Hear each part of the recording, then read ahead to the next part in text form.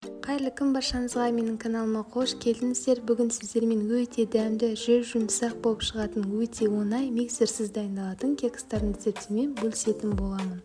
Керекті ингредиенттердің тізімін осы видеоның астында описаниеда жазып қалдыратын боламын. Ең алдымен ыдысымызға жұмыртқамызды саламыз. Қант саламыз. Венчиктің көмегімен жақсылап араластырамыз.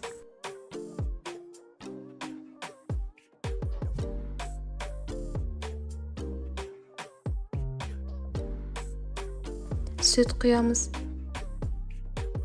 Бөлме температурасындағы жұмсақ сары майымызды саламыз. Тағы да араластырамыз.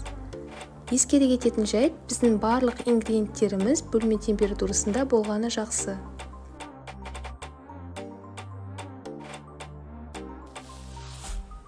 Електен өткізілген ұнымызға разрыхлителімізді қосамыз.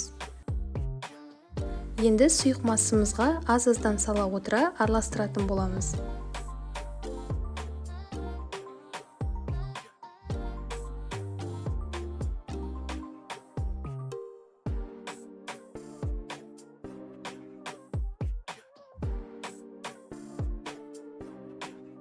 Дайындап алған массамызды формаларымызға салып шығамыз.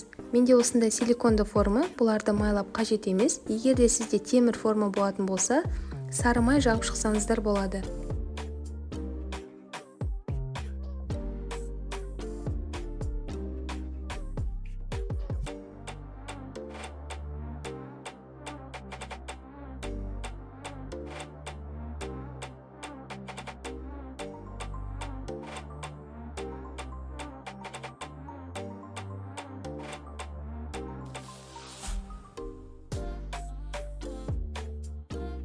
Кекстарымыздың бетін өз қалауыңыз бойынша әсемдесеңіз болады.